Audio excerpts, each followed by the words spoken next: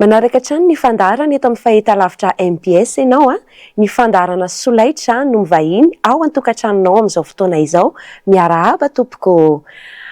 Raha tsy hivina kely ampahafantarina kely dia ny fandaharana solaitra dia fandaharana vaovao ihany eto amin'ny fahitalavitra MPS izay miompana tanteraka amin'ny fampianarana fanomanana ny fanadinana bakalorea ho anareo mpianatra izay manomana an'izay fanadinana izay moa izany. Misy zanam-pandaharana 4 mazava tsara atao anatin'ny fandaharana solaitra dia eo ny zanam-pandaharana hoe fantaro, eo ihany koa ny zanam-pandaharana alter ego, misy ihany koa ny atao hoe step by step ary ny farany dia ny zanam-pandaharana fehezo. Ireo no arahanao ato anatin'ny fandaharana solaitra. Izao ary tsika dia hanaraka avy hatrany izay zanam-pandaharana voalohany izay dia ny fantaro iarahantsika amin'ny Mademoiselle Diamondra Ndahoary.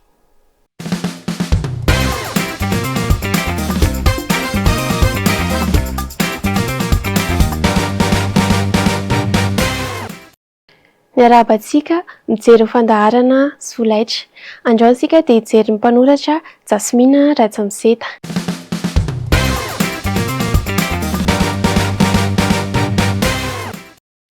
Jerentsika voalohany mombamomba azy. Ny tena anarany dia Jasmina Ratsimizeta ary teraka tamin'ny taona 1970 izy.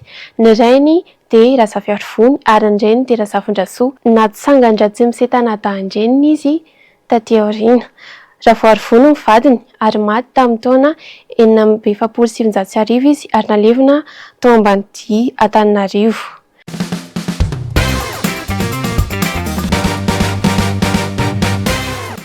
Ny tantaram-piainany indray no hitantsika manaraka. Nianatra tao amin'ny LMS Ambatondrakanga izy sy tao amin'ny Le Mire de Villers. Voaray tamin'ny raharaha VVS izy ka natao sesitany tany Comore nandritra ny 5 taona. Nanohatra amin'ny fanjakazakany frantsay izy. Ny fitantanana bokim-bola no asa natao voalohany fa mifoitra tamin'ny fanaovan-gazety sy ny fanoratana izy taty aoriana. Anisan'ny gazetiny andreketany ireto manaraka ireto: Tanamasoandro, Fehizoro ary Telegrafy.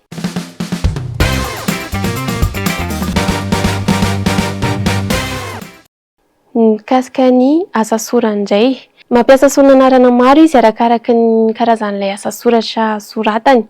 Emily Penso ny anarany rehefa tononkalo no soratany. Kintana rehefa tononkalo ny inga tamin'ilay teny. Trezon raha vao somby tantara. Fantomasy rehefa somby tantara maneho ny aliky ny fasana. Palameda somby tantara. Lizy lahatsoratra fanakianana ny toetran'ny lehilahy. Belzebuba lahatsoratra fanakianana ny toetran'ny vehivavy. Ary Rentgen rehefa taratasy alefan'ny mpamaky.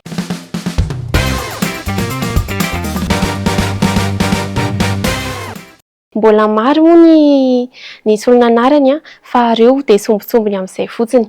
Ireto ny asa sorana tena nahafantarana azy.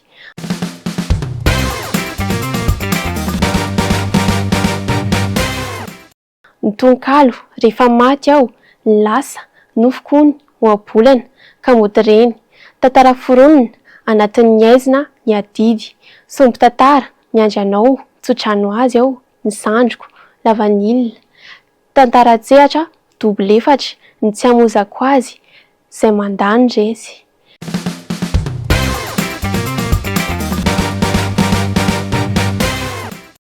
Areto ny tara-kevitra tena fentiny any anaty asa sorany. Embonasianina ny andro fahiny, fiainana ahitana lafiratsy mibetsaka, aliky ny fasana sy ny fahafatesana, fifandraisana amin'ny any ankoatra, fiantorahana amin'ny hery tsy hita maso, fahakambotiana, fitiavana eo amin'ny olon-droa lahy sy vavy, fanandratana ny maha-malagasy.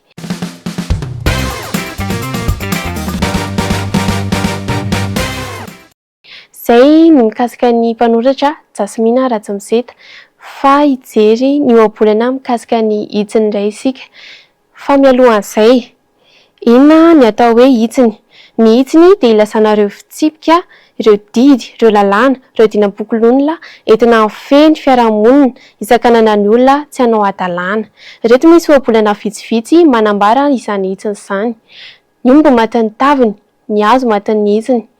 Dika izany fa mila fandanjalanjana ihany ny fahanarahana ny lalàna.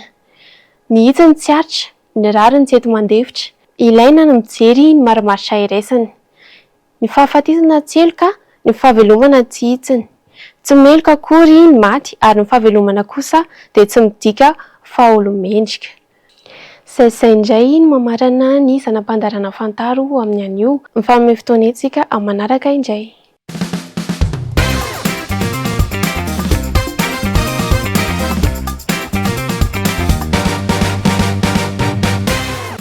Zay mahakasika ny zanam-pandarantsika voalohany fantaro androany ny hoarahantsika manaraka indray zao dia ny alter ego. Somary anatra français kely tsika atao anatin'ity zanam-pandarana ity ny accord du participe passé izay no entin'ny madame Mialtina amintsika ato anatin'ny alter ego.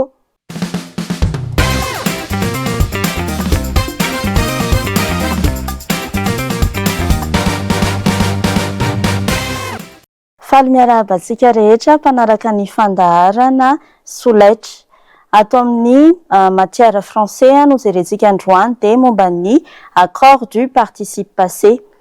Ny participe passé moa ilaintsika rehefa manao conjugaison ana verbe au temps composé.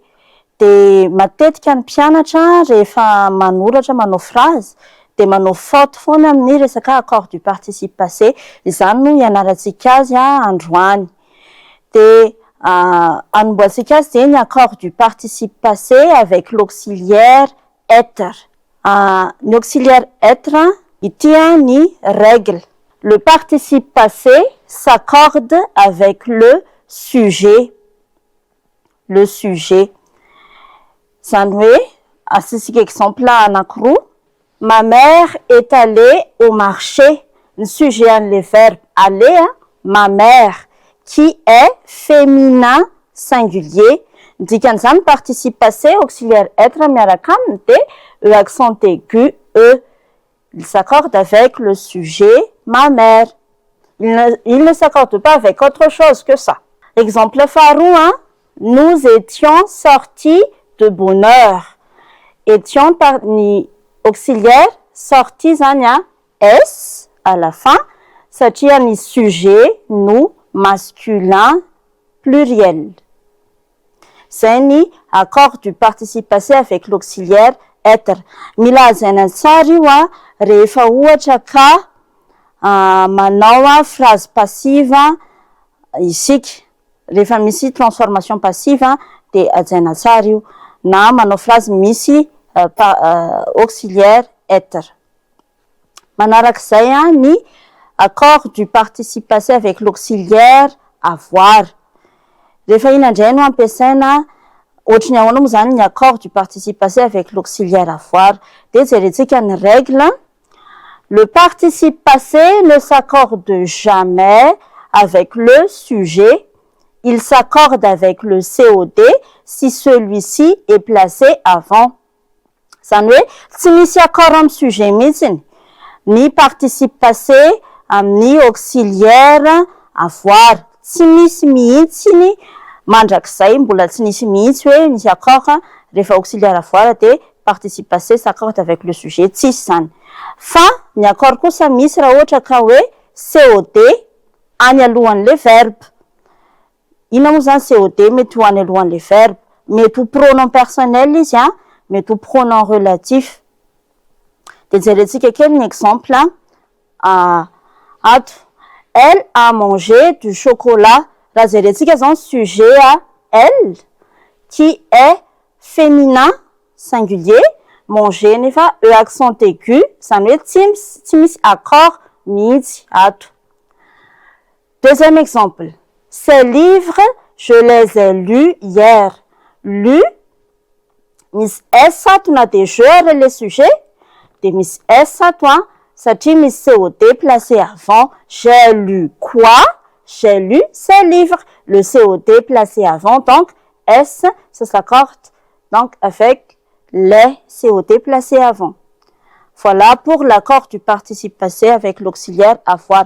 Matetika any amin'ny examen dia mety antaniny règle d'accord io hoe justifier l'accord du participe passé dia ity règle ity zany no atao valin'le fanontaniana. Dia fahatelo farany ny accord du participe passé des verbes pronominaux. Somary compliqué kely izy fa azaventsika amin'ny fomba tsotra. voalohany misy ny accord avec le sujet ohatran'le tam'le être teo ihany. Le participe passé s'accorde avec le sujet pour les verbes essentiellement pronominaux. Ina moa ny atao hoe verbe essentiellement pronominaux, zany hoe le verbe tsy afaka esorina le se, zay ny atao hoe essentiellement pronominaux. De eo ihany koa pour les verbes pronominaux de sens passif. De sens passif zany hoe azo ovaina à la voix passive les verbes. Jerentsika un exemple. Elle s'est évanouie. Le verbe s'évanouir, c'est un verbe essentiellement pronominal. Donc, évanouie, E à la fin, qui s'accorde avec le sujet elle. Deuxième exemple, la piscine s'est vidée. Se vider ici est un verbe pronominal de sens passif. Satria asika soloina hoe la piscine a été vidée. Vidée donc s'accorde avec le sujet la piscine. C'est une mombani accord avec le sujet. Il y a aussi l'accord avec le COD. Le participe passé s'accorde avec le COD. Quand le COD se place devant le verbe. Ohatrany tato amin'ny auxiliaire avoara ihany, rehefa misy COD eo alohan'le verbe, de le participe passé s'accorde avec ce COD. Jerentsika kely ny exemple avy ato amin'ny ilany ato. Les lettres qu'ils se sont envoyées, ils ont envoyé quoi? Des lettres. Ny COD zany aty aloha aty, envoyé, E accent aigu, ES, ça s'accorde avec le COD que, qui représente les lettres féminins pluriels. Deuxième exemple, elle s'est lavée. Elle a lavé qui? Elle-même. Ti prononce ti zany COD, de laver, E accent aigu, E, ça s'accorde avec le COD. Il faut toujours faire attention pour trouver un COD. On pose la question qui ou quoi. Aza menatry misy miteny an'izany hoe elle a lavé qui? Elle. Rehefa mitady COD de mampiasa an'izay question zay qui ou quoi après le verbe. De ny farany le participe passé des verbes pronominaux est un variable. Rehefa ina zany izy tsy misy accord mihitsy zany atao hoe un variable tsy misy accord. Quand le COD est placé après le verbe ou qu'il n'y a pas de COD, zany hoe COD aty aorianan'le verbe, na tsy misy COD mihitsy ao anatin'le phrase, de tsy misy ny accord. Akoatran'ireto verbe reto. Exemple, jerentsika l'exemple. Elle s'est lavé les mains. Elle s'est lavé quoi? Les mains. COD aty aoriana.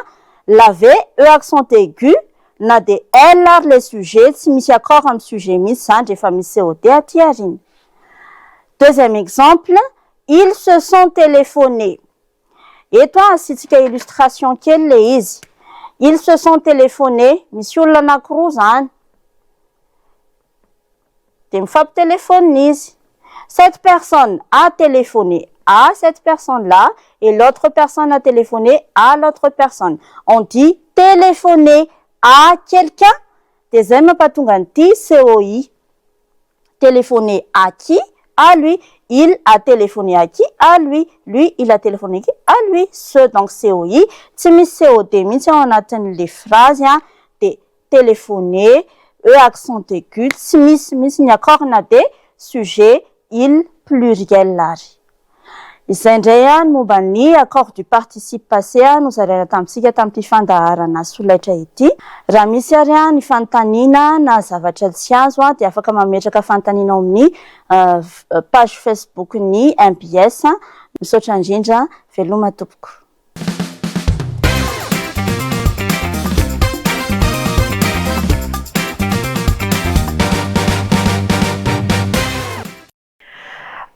Iditra sahady ao anatin'ny zanam-pandarana fahatelo isika tao anatin'ny fandarana solaitra dia ny step by step arak'izany anarana zany de anglais indray no entina aminao ka ny amin'ity androany ity dia hianatra isika mahakasika ny auxiliary to be. Ndone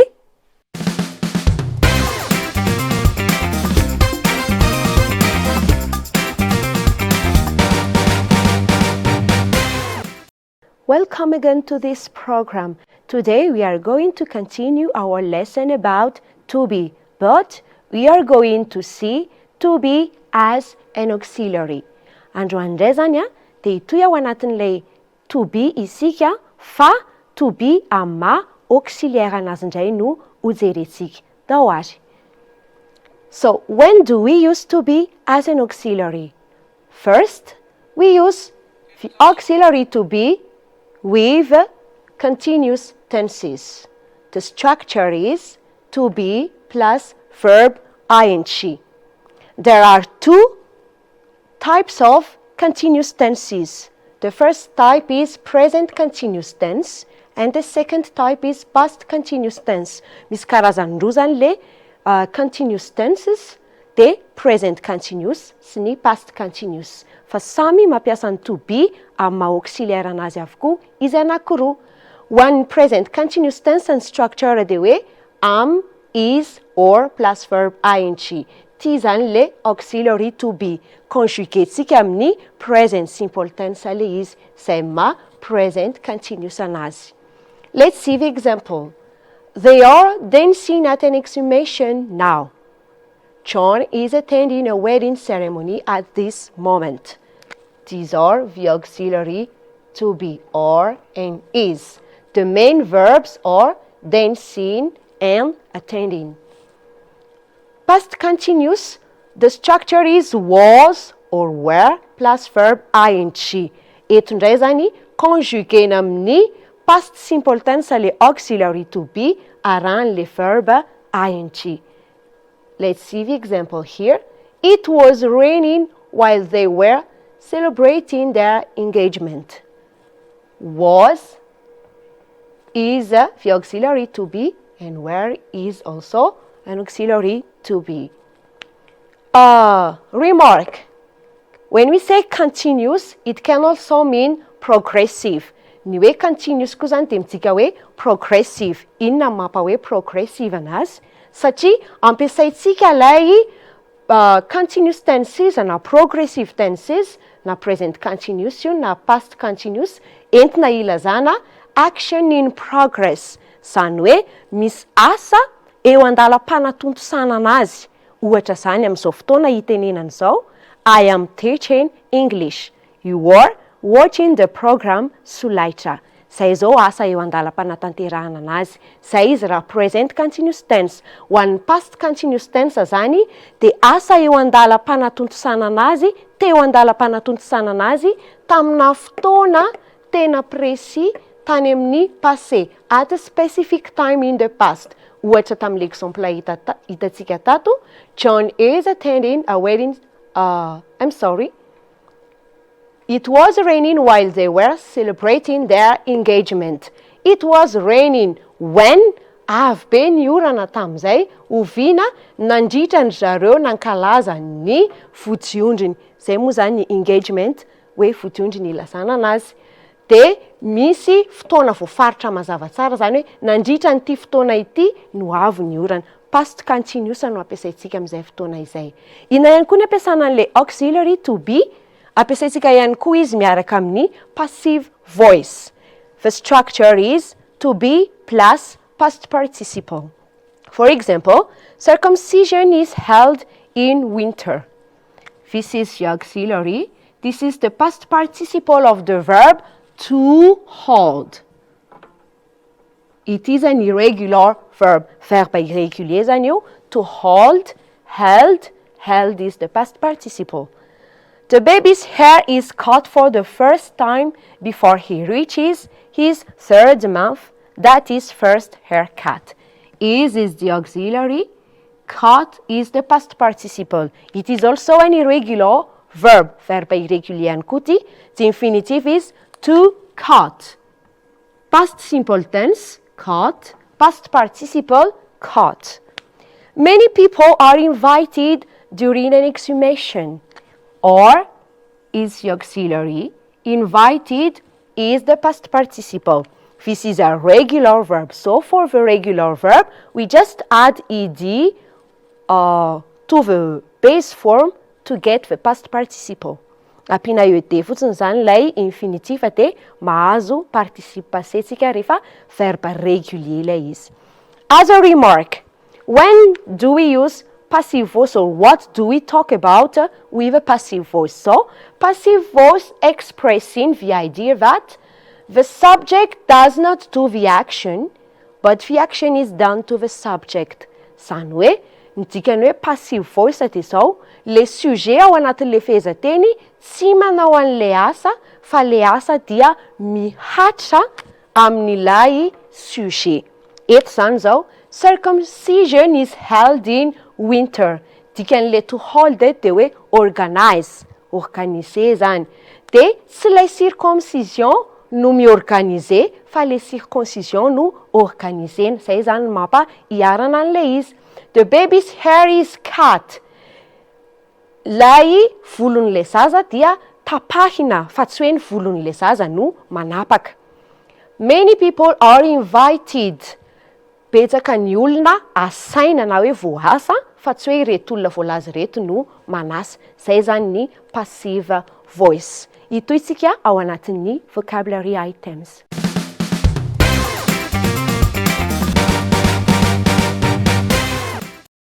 Ito arsika ao anatin'ny vocabulary items zao. Ny resantsika androany de makasika ny atao hoe customs and traditions. Ina moa ny atao hoe customs and traditions? Fomba amam-panao. Tao anatin'le exemple nijerentsika tamin'ny to be as an auxiliary teo, de nahita vocabulaire vitsivitsy ampiasaina ao anatin'izay customs and traditions zay isika de ho jerentsika vetivety ary.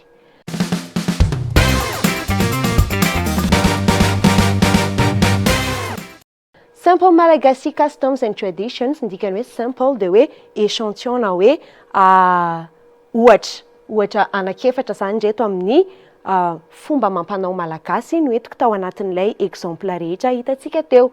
Exhumation. What is an exhumation? Io zany nandikana tsotsotra ny hoe famadiana amin'ny teny anglisy. Circumcision nandikana tsotsotra ny hoe didipoitra na hoe famorana amin'ny teny malagasy. Engagement nandikana tsotsotra ny hoe vodiondry amin'ny teny malagasy, zany hoe fomba fanamariana ny raharaham-panambadiana amin'ny malagasy ny engagement na hoe vodiondry osika teo. First haircut, arak'izany anarany zany, first haircut dia fanapahana ny volon'ny zaza voalohany, antsoina tsotsotra amin'ny teny malagasy hoe ala volon-jaza. Ireo zany exhumation, famadiana, circumcision, famorana, engagement, vodiondry, first haircut, ala volon-jaza.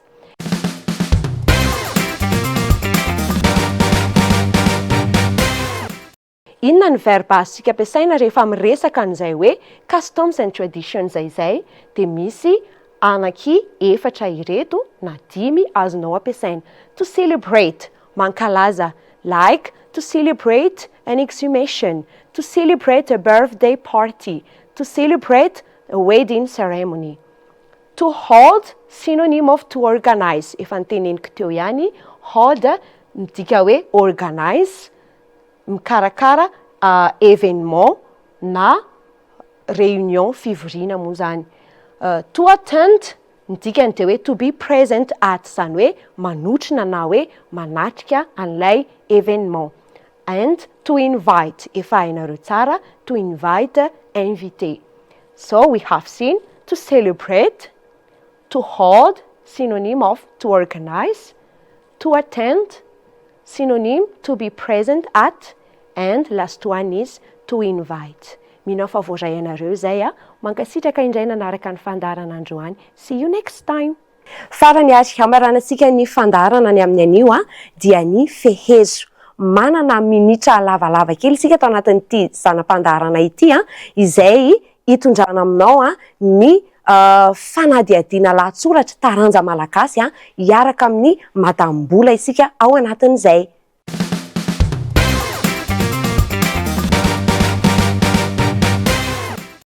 Dia faly miaraba ny mpanaraka ny fandaharana solaitra indray amin'ity anio ity.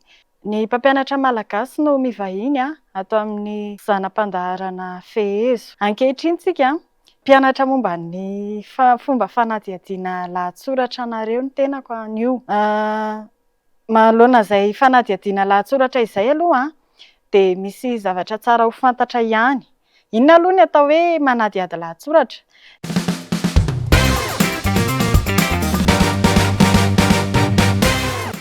Ny manadihady lahatsoratra dia mamava, manakatra ny hevitra ambadiky ny mpanoratra. Mahakasika an'izay fanadihadiana lahatsoratra izay tsy misy hevitra hafa na ohatra hafa ampidirina fa io lahatsoratra omenanao io no hazavaina. Mena lahatsoratra ianao any amin'ny baccalauréat dia io lahatsoratra omenanao io no hazavainao.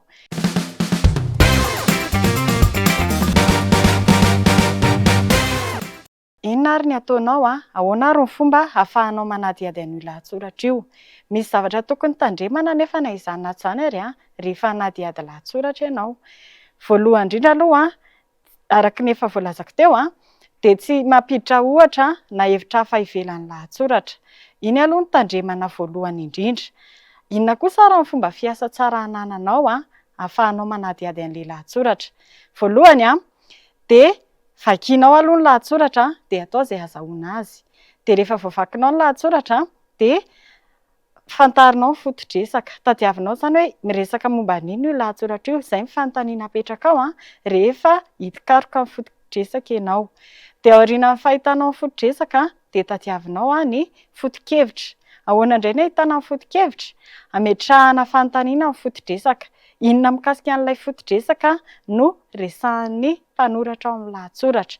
Rehefa hitanao ny foto-dresaka sy ny foto-kevitra dia lasa ianao miroso amin'ny fikarohan-kevitra.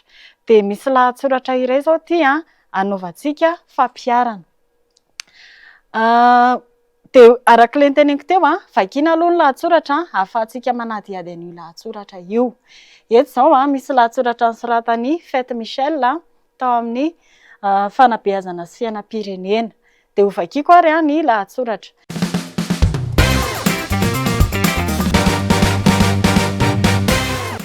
Mihalevina ny tahotra an'Andriamanitra ankehitriny eto Madagasikara. Ny antony dia satria no amevan'ny fanabeazana frantsaina roso teto io finoana sy tahotra an'Andriamanitra io. Nolazaina fa adalàna ny mino izay voasoratra ao amin'ny Baiboly satria mifandisy sy mifanohitra izay ambaran'ny siansa sy ny tantara voalaza ao. Hatreo dia tsy vitsy ny malagasy no manao tsinontsinona ny fivavahana. Mitombo isa ireo mpanao fanahinjolahy satria tsy misy intsony ny tahotra an'Andriamanitra fa samy manao ny tenany ho Andriamanitra kely daholo ny tsirairay. Ka tsy hisy fanafodiny mihitsy izany raha tsy averina amin'ity nosy ity ny fampianarana ny fisian'Andriamanitra sy ny tahotra azy.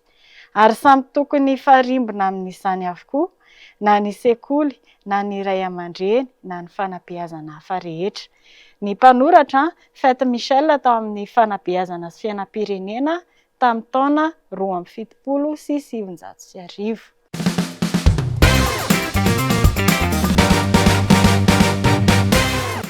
Voavakintsika ary izay ny lahatsoratra dia ho fantaritsika hoe miresaka momba n'inona ny lahatsoratra. Inona izany ny foto-dresaky ny lahatsoratra. Vao manomboka ny lahatsoratra fotsiny ny mpanoratra dia efa manome sy papatsika. Mihalevina ny tahotra an'Andriamanitra ankehitriny, izany hoe mahakasikasika ny fiheverana an'Andriamanitra izany io lahatsoratra io. Arak'izany ny foto-dresaky ny lahatsoratra izany dia Andriamanitra. Vitantsika izany izay ny namantatra ny foto-dresaka. Inona mikasika an'Andriamanitra ary no ambarany ao. Lasa indray tsika arany hijery an'izay foto-kevitra izay. Mihalevina ny tahotra an'Andriamanitra ankehitriny eto Madagasikara. Izany hoe maninona izany? Lasa tsy manan-danja intsony io finoana an'Andriamanitra io eto Madagasikara vokatry ny nataon'ireo frantsay sy ny fanabeazana vahiny roso teto. Arak'izany izany dia voahozongozona ny finoantsika an'Andriamanitra manoloana an'ilay kolontsaina vahiny. Ny foto-kevitra izany dia hoe manozongozona ny finoan'ny malagasy an'Andriamanitra ny kolontsaina vahiny. Fantatritsika ary izany izay ny foto-dresaka sy ny foto-kevitra dia lasitsika hanao fikarohan-kevitra satria anisan'ny zava-dehibe amin'ny fanadihadiana lahatsoratra izay fanaovana fikarohan-kevitra izay. Inona le hevitra karohanao? Mba ahafahanao manadihady io lahatsoratra io dia jerenao hoe misy ireny hevitra firy ijoroan'io lahatsoratra io dia inona ny hevi-dehibe ijoroan'ny fizarana tsirairay. Dia lasitsika raisitsika isaky ny fehezanteny le lahatsoratra. Dia rehefa miova ny hevitra dia hatreo zany ny fizarana voalohany. Dia hevitra vaovao indray fizarana manaraka. Dia lazarintsika hamaritra n'ilay lahatsoratra. Eto zany izao tsika mihalevina ny tahotra an'Andriamanitra ankehitriny eto Madagasikara. Ny antony dia satria nohamaivan'ny fanabeazana frantsaina roso teto koa io finoana sy tahotra an'Andriamanitra io. Nolazaina fa adalàna ny mino izay voasoratra ao amin'ny Baiboly satria mifandisy sy mifanohitra izay ambaran'ny siansa sy ny tantara voalaza ao. Hatreo aloha dia inona no ambaran'ny mpanoratra ato amin'ity fizarana voalohany ity. Eto amin'ity fizarana voalohany ity milaza ny antony mahakasika an'ilay tsy finoana an'Andriamanitra amin'ny mpanoratra eto. Eto zany dia lazalazainy sy fariparitany hoe tsy mino an'Andriamanitra intsony ny malagasy noho ireto antony reto. Ny antony dia hoe nohamaivan'ny fanabeazana frantsay na roso teto. Io aloha anisan'ny antony tsy nonon'ny malagasy an'Andriamanitra. Dia ankoatran'izay dia lazaina ihany koa nambara ihany koa fa adalàna ny mino izay voasoratra ao amin'ny Baiboly. Izany hoe anisan'ny antony tsy hinoana an'Andriamanitra zany. Ary fahatelo dia hoe mifandisy sy mifanohitra amin'izay ambaran'ny siansa sy ny tantara. Dia eto ary zany, inona ny lohateny omentsika an'ity fizarana voalohany ity? Ny renihevitra voalohany ijoroan'ity fizarana voalohany ity zany dia hoe ny antony nahatonga an'izay tsy finoana an'Andriamanitra izay. Io zany ny renihevitra voalohany. Dia reto fotsiny ny alahatrintsika ho zanak'hevitra hoe inona le antony tsy ninoana an'ilay tsy nonon'ny malagasy an'Andriamanitra. Dia voalohany aloha tsy manan-danja intsony, izany hoe tsy misy lanja intsony ny finoana an'Andriamanitra io eo amin'ny malagasy. Manam-pirofo an'izany ny lahatsoratra hoe nohamaivan'ny fanabeazana frantsaina roso teto koa io finoana sy tahotra an'Andriamanitra io. Io aloha zany miporofo-kevitra manamarina ilay zanak'hevitra voalohany. Tsy misy lanja ny finoana an'Andriamanitra. Dia ny zanak'hevitra faharoa hoe adalàna ny mino izay voasoratra ao amin'ny Baiboly. Adalàna ny mino izay voasoratra ao amin'ny Baiboly. Izany hoe eto zany dia hita sy miharihary ny fanaovana tsinotsinona ny tenin'Andriamanitra araka ny lahatsoratra. Manam-pirofo an'izany ny lahatsoratra hoe adalàna ny mino izay voasoratra amin'ny Baiboly. Inona zany ny hevitra ambadika io fehezanteny io? Izany hoe fanaovana tsinotsinona ny tenin'Andriamanitra zany. Ny zanak'hevitra fahatelo eto hoe mifandisy sy mifanohitra izay ambaran'ny siansa sy ny Baiboly. Arak'izany zany hoe ny siantifika zany dia ny zavatra hita maso sy ny tsapatanana ihany no heveriny hoe marina. Izany hoe sarotra ho an'ny siantifika ny ino an'ilay le zavatra tsy hita maso. Arak'izany zany dia nampidirina tao an-tsain'ny malagasy hoe tsy tokony hinoana ny zavatra tsy hita maso fa ny hita maso sy ny tsapaitanana ihany no tokony hinoana. Dia izay zany ny zanak'hevitra fahatelo eto. Hitantsika ry ny fizarana voalohany fa hiditra amin'ny fizarana faharoa kosa indray tsika zany izao. Eto amin'ny fizarana faharoa, hatreo dia tsy vitsy ny malagasy no manao tsinotsinona amin'ny fivavahana. Mitombo isa ireo mpanao fanahinjolahy satria tsy misy intsony ny tahotra an'Andriamanitra fa samy manao ny tenany ho Andriamanitra kely daholo ny tsirairay. Hatreo indray ary ny fizarana faharoa. Izany hoe inona indray zany ny hevi-dehibe ijoroan'io fizarana faharoa io. Raha tao amin'ny fizarana voalohany ny mpanoratra nilazalaza ny antony tsy hinoan'ny malagasy an'Andriamanitra. Dia ato amin'ny fizarana faharoa indray dia milaza an'ilay vokatra aterak'ilay tsy finoana. Inona ny vokatra izay tsy finoana an'Andriamanitra izay? Eto izy dia efa maneho hoe tsy vitsy ny malagasy manao tsinotsinona amin'ny fivavahana. Izany hoe azafady mitombo isa ireo mpanao fananjy-lahy. Izany hoe lasa miharatsy fanahy zany ny olona rehefa tsy mino an'Andriamanitra, rehefa tsy mampanjaka an'Andriamanitra, satria tsy misy intsony ny tahotra an'Andriamanitra. Rehefa tsy matahotra an'Andriamanitra zany dia lasa manao fananjy-lahy. Inona zany ny zanak'hevitra voalohany amin'ity hoe vokatry ny vokatra izay tsy finoana an'Andriamanitra izay teo amin'ny malagasy? Ny zanak'hevitra voalohany zany dia hoe lasa tsy mino an'Andriamanitra aloha ny olona. Izay zany ny voalohany, zanak'hevitra voalohany. Dia ny zanak'hevitra faharoa hoe lasa ratsy toetra ny olona, manao fananjy-lahy. Dia rehefa manao fananjy-lahy ny olona, ratsy toetra ny olona, dikan'izay zany manjaka ny ratsy. Aiza ho aiza moa zany ny mpanoratra ny lazan'izany? Tsy misy intsony ny tahotra an'Andriamanitra. Izany hoe rehefa tsy matahotra an'Andriamanitra ny olona dia lasa manjaka ny ratsy.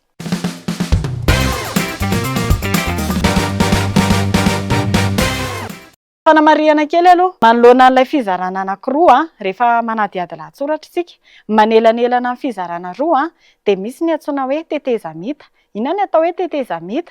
Ny tetezamita dia fampinana an'ilay hevi-dehibe voalaza teo amin'ireny hevitra voalohany ary fandrosoana an'ireny hevitra manaraka. Dia manao tetezamita isika rehefa navita an'ireny hevitra voalohany ka hiditra amin'ny ireny hevitra faharoa. Ny tetezamita zany no manelanelana an'ilay fizarana roa mifanarakaraka. Dia vitantsika ary zany izay ny fizarana faharoa. Avero kely, ny fizarana faharoa mivokatra terak'ilay tsy finoan'ny malagasy an'Andriamanitra, lasa tsy nino an'Andriamanitra intsony ny olona, manjaka ny ratsy. Ary ao amin'ny fizarana fahatelo arany, ato indray aloha vakintsika aloha ny lahatsoratra izay tsika vao ametraka hoe inona ny fizarana fahatelo, ny raiketin'ny fizarana fahatelo. Vakintsika ary ny lahatsoratra.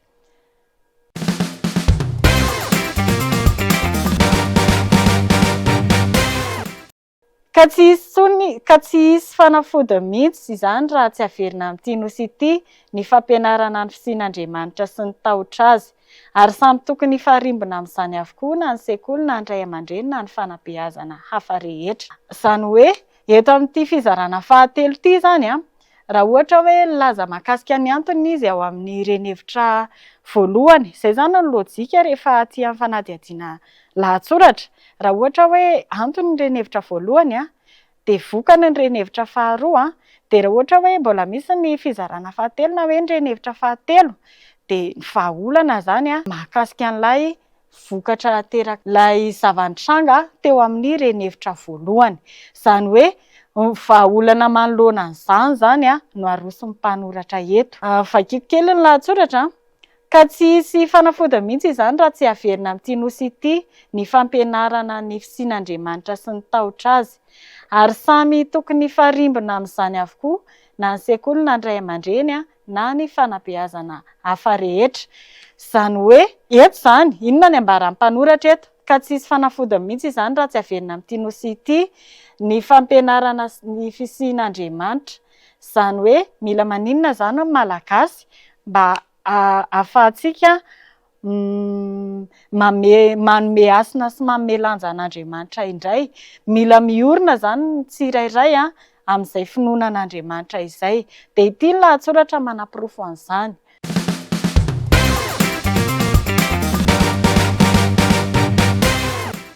Ary ny vahaolana manaraka aroson'ny mpanoratra, samy tokony hifarimbona amin'izany avokoa na ny sekoly na ny ray aman-dreny na ny fanabeazana hafa rehetra. Izany hoe inona ny hevitra ambadika izany lahatsoratra izany? Mila fandraisana andraikitry ny rehetra zany, mila mandray andraikitra zany ny rehetra manoloana an'izay finoana sy fatahorana an'Andriamanitra izany. Raha fehezina zany dia any amin'ny fikarohan-kevitra tsika no tena miasa bebe kokoa. Ilay nataontsika teo zany ny fikarohan-kevitra. Fa iroso ary zany tsika amin'ny fananganana drafitra amin'ny atsipiriany, alamintsika tsara amin'izay zany izy.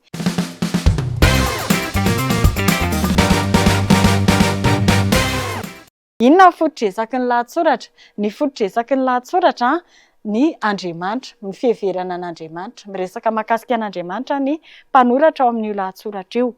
Inona ny foto-kevitra kosa? Inona mikasika an'Andriamanitra no ambaran'ny mpanoratra ao.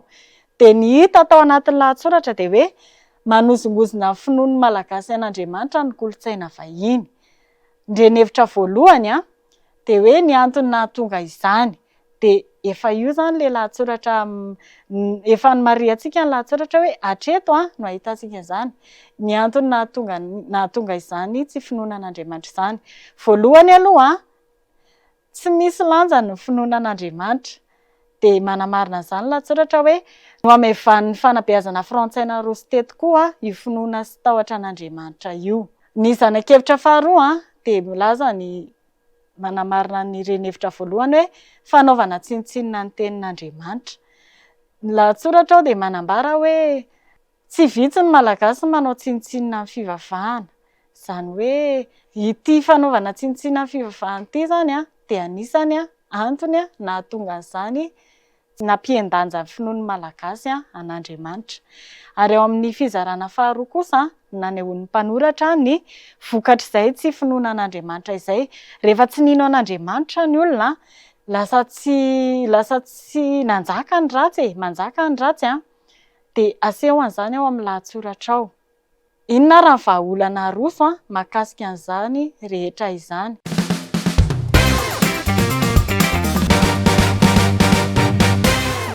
Voalohany aloha nambarany tao amin'ny lahatsoratra hoe mila miverina miorina indray ny malagasy amin'ny finoanan'Andriamanitra. De faharoa manarakarak'izay ilaina ihany koa ny fandraisana andraikitra. Fehiny izany raha nandinika tsara ianareo raha nanaraka tsara ianareo tato amin'ity fanadihadinan'ity lahatsoratra iray ity de tsy nisy hevitra hafa mihitsy teo no hazavaina ivelan'ny lahatsoratra fa ny lahatsoratra ihany no nazavaina teo.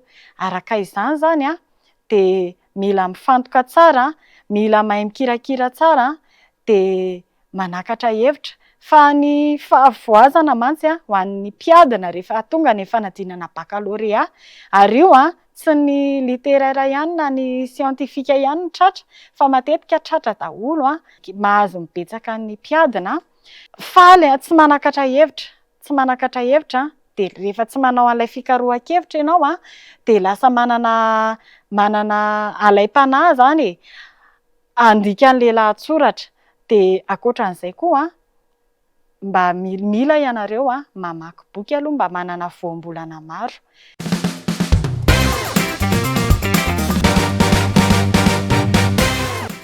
Mitsinjara ho telo lehibe ny fanadihadiana lahatsoratra araka ny lesona efa nomenanao. Ny fizarana voalohany de manao teny fampidirana ianao. Manao teny fampidirana izany hoe manolotra an'ilay asa. De araka ny lesona efa any aminao de misy teboka efatra mila hita rehefa mandrafitra teny fampidirana. Voalohany aloha manao taridresaka ianao. Fehezanteny iray izy io anoloranao an'ilay foto-dresaka. Ataonao tafiditra ao anatin'ny fehezanteny voalohany io zany ny foto-dresaka. Ny fiheverana an'Andriamanitra zany.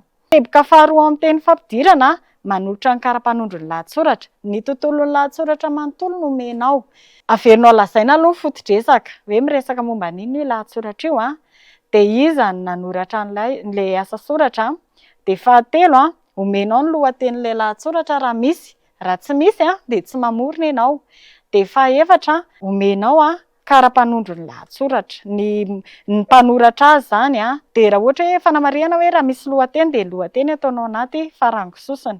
De ny mpanoratra de ny boky nakana azy. De ny boky na gazety tsy pihana fa ny lohateny no atao anaty farangososana. Izay ny ao amin'ny fizarana voalohany. Fizarana faharoa kosa de famelabelarana, miroso amin'ny famelabelarana. De inona no velabelarinao? Ireto no velabelarinao amin'ny fizarana faharoa. Menao avy hatrany ny renevitra voalohany. Menao ny renevitra voalohany hoe ny antony nahatonga ny tsy finoan'ny malagasy an'Andriamanitra. Rehefa voatolotra ao ny renevitra voalohany ao anatina fehezanteny iray mirafitra tsara de omenao avy hatrany ny zanak'evitra. Zanak'evitra voalohany le hitantsika tao amin'ny fikarohan-kevitra. De rehefa vitanao izay fanolorana ny zanak'evitra izay de miroso ianao amin'ny fanazavana. Le zanak'evitra no hazavainao amin'ny alalan'ny fehezanteny roa na telo. dia rehefa vita amin'ny fanazavanao an'iny zanak'evitra iny a, dia atolotra ao ny porofon-kevitra, maka an'ilay fehezanteny tao anaty lahatsoratra ianao a, nanaovana an'ilay fikarohan-kevitra, dia iny no apetraka ho porofon-kevitra. Dia rehefa manome porofon-kevitra ianao a, dia atao anaty farangososina ny porofon-kevitra. Dia vita izay a, dia mampiasa marim-piatoana teboka ianao a, dia midina an-dalana, dia atolotra ao indray ny zanak'evitra faharoa. Dia lasa indray ianao, rehefa voatolotra ny zanak'evitra faharoa ao anatina fehezanteny iray mirafitra tsara, dia arahana fanazavana avy hatrany. Hazavainao amina fehezanteny 2 na 3 a, dia rehefa vita ny fanazavanao an'ilay zanak'evitra, dia omenao ny porofon-kevitra, dia ohatran'izay hatrany hatrany.